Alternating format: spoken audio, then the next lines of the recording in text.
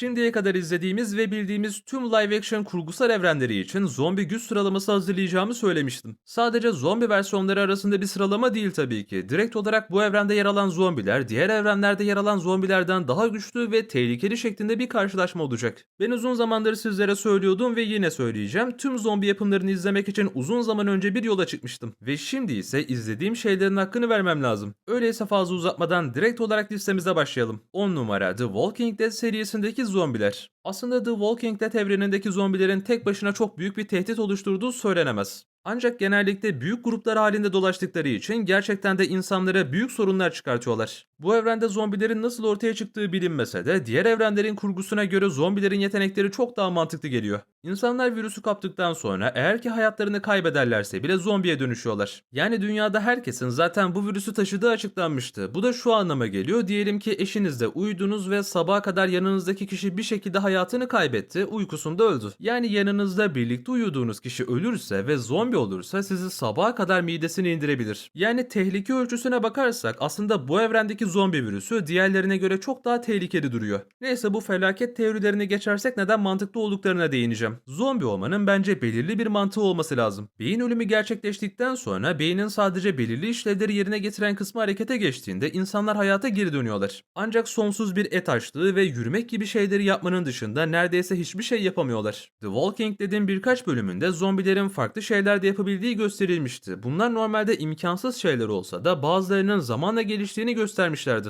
Yine de gerçek dünyada böyle bir şey olacaksa The Walking Dead evreninde olduğu gibi zombilerin gelmesini tercih ederdim. Bu zombiler o kadar aptallar ki üzerinize onların kanını sürseniz veya onlar gibi giyinseniz onları hem yönlendirebilir hem de onlardan kaçınabilirsiniz. Aslında bu zombilerle ilgili söylenecek çok da bir şey olduğunu düşünmüyorum. Bence en makul zombi türü. Ancak yine de bu evrendeki zombi salgınının yayılma evresi diğer evrenlere göre çok daha hızlı olacaktır. Zombileri her ne kadar sıradan gibi dursalar da bu virüs koskoca dünyayı ele geçirecek düzeyde yayılmayı başarmış. Ayrıca The Walking Dead serisi yeni spin-off'larla devam edecek ve yönetmen açıklamasına göre Walkers'ların gelişeceğini göstereceklermiş. Bu durumda The Walking Dead serisindeki zombiler gelişmeye devam ediyorlar ve yeni serilerde daha da güçlü ve durdurulmaz olacaklar. 9 numara Zombieland serisindeki zombiler. Öncelikle bu zombilerin diğerlerinden farkı bunların daha çılgın ve daha manyak olmasıdır. İsminden de anlaşıldığı gibi çılgın zombi virüsüne sahip olan bu kişiler normalde olduklarından daha hızlı bir şekilde hareket edebiliyorlar. Ayrıca sizin saldırılarınıza karşı tepki veriyorlar. The Walking Dead serisinde bu da yok. Zombiler o kadar aptal ki doğrudan bir kazığın üstüne gidiyorlardı.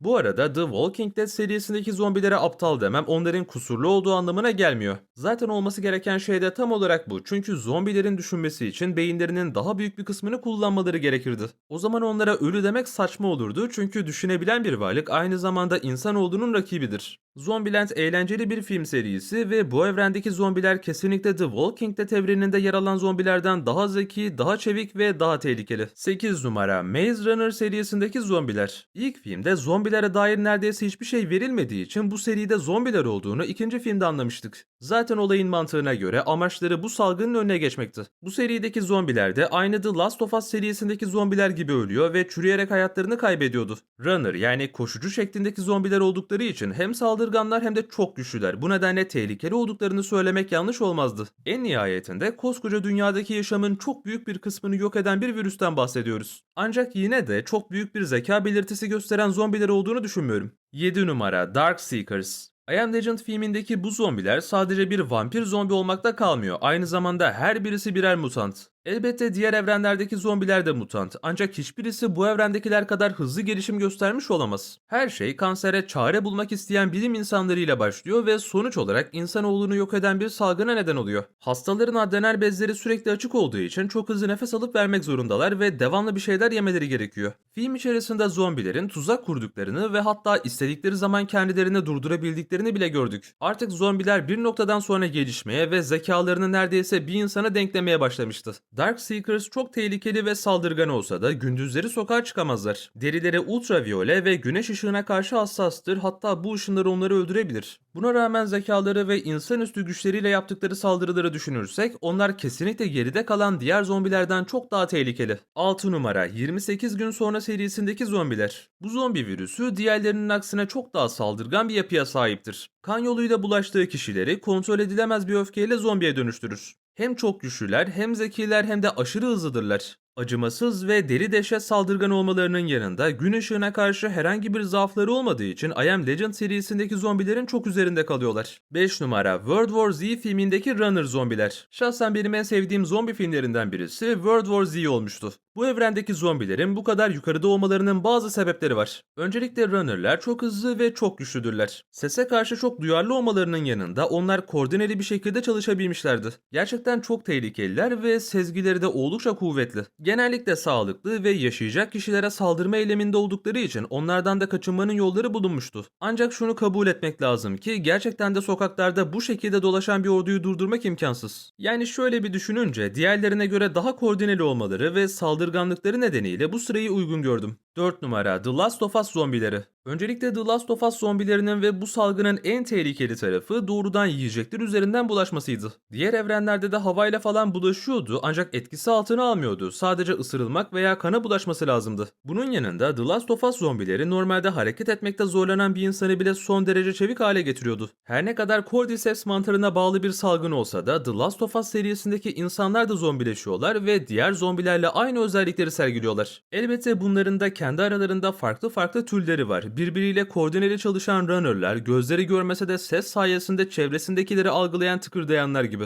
En nihayetinde bu insanların Cordyceps'e bağlı olarak mutasyonları daha tehlikeli ve salgının yayılması World War Z filminde olduğundan daha kontrolsüz. Çünkü bunun önüne geçilmesi çok zor. Gerçekten durdurulmaz bir salgın ve kesinlikle dönüşü yok. 3 numara Reg filmindeki demonik zombiler. Şimdi bu filmi belki birçoğunuz izlememiştir diye açıklıyorum. Bu evrende zombiler var ancak sadece zombi değil bunlar. Doğaüstü varlıklar yani iblisler de işin içinde. İblisler insan bedenlerine girmek ve kontrol etmek için zombi bedenlerini kullanıyorlar. Filmdeki zombi virüsü diğerlerine göre çok daha bulaşıcı. Her türlü vücut sıvısı ayrıca kan ve tükürük yoluyla da bulaşıyor. Ana karakterin hikayesine gelecek olursak yine şeytani işler sonucu tuzağa düşürülmüş masum birisi diyebiliriz. Genel olarak bu tür yapımlardan alışık olduğumuz şeyler denebilir. Durdurulmaz zombilerden bahsediyorsak ve doğaüstü varlıklar da işin içindeyse bence sırasını fazlasıyla hak ediyor. 2 numara Tyrant virüs zombileri Resident Evil. T virüsü olarak da bilinen bu mutajenik salgının temel amacı aslında gelişim ve evrimdir. Ancak insanları zombiye dönüştüren bu salgının en temel amacına ulaştığı konusunda bence hepimiz hemfikiriz. Normalde bu salgının başlangıcındaki temel amaç aslında süper asker oluşturmak gibi bir şey. Virüsün temel amacı ölümsüz olacak, organ yetmezliği gibi bahanelere yer verilmeyecek ve çok güçlü olacak insanlar yaratmak. Seriye geçtiğimiz günlerde yeniden başlayıp bitirmiştim ve garip bir şekilde hala daha kendisini izletiyor.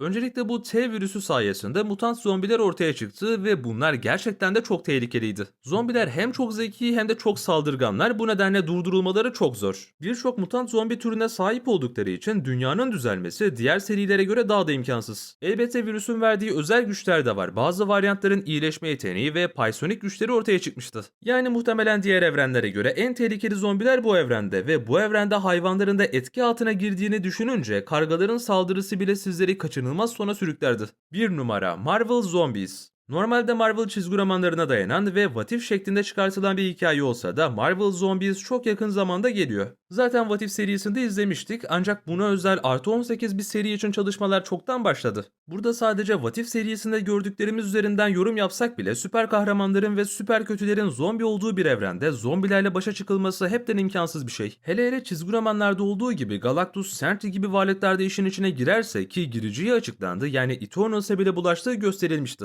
Bu durumda Marvel Zombies kesinlikle birinci sırayı hak ediyor. Bu listenin dışında saymadığım ama gerçekten de güçlü zombilere sahip olan yapımlar da var. Mesela Army of the Dead filmindeki alfa zombi olan Zeus gibi. Ancak daha filmin başında kolayca kontrol altına alınmaları ve bazılarının kuruyarak ölmesinden yola çıkarak bunların Walking Dead'te gösterilen zombiler kadar bile yıkıma neden olmaması onları listeye almamı zorlaştırdı. Elbette alfaları yani liderleri olan Zeus dış dünyaya açılmak istememiş de olabilir ancak yine de bu kadar büyük zombi ordusu 3 tane konteyner üzerine çıkamadı ve öldü. Army of the Dead evrenindeki zombiler de çok tehlikeli ve zekiler. Özellikle liderleri olan Zeus hepsine bedel bir karakterdi. Ama düşününce The Walking Dead serisindeki şu basit zombiler kadar bile büyük bir felaket felakete neden olmamışlardı. Sadece Zeus'un ısırdığı kişiler güçlü denebilecek seviyedeki zombilerdi ama geriye kalanları çöptü. Bunun gibi daha fazla örnek de verebilirim ama dediğim gibi benim için önemli olan konu zombi salgını ne kadar büyük zarar verdi ve ne kadar tehlikeliydi. Army of the Dead filmini ve öncesini anlatan Army of Thieves filmlerini izlerken keyif alsan da maalesef şu anda listeye onları alamayacağım. Evet, bildiğimiz kadarıyla onun da devam filmi gelecek ancak şunu unutmayın ki Zeus öldü ve onun ısırdığı bir varyanttan dünyaya zombiler yayılacak. Muhtemelen birçoğu yine ölecek ancak orijinal zombi olan Zeus öldüğü için öncekinden daha büyük bir felaket beklemiyorum. Evet dostlar, şimdilik benden bu kadar. Umarım videoyu beğenmişsinizdir. Daha sonra tekrar görüşmek dileğiyle. Kendinize iyi bakın, hoşça kalın.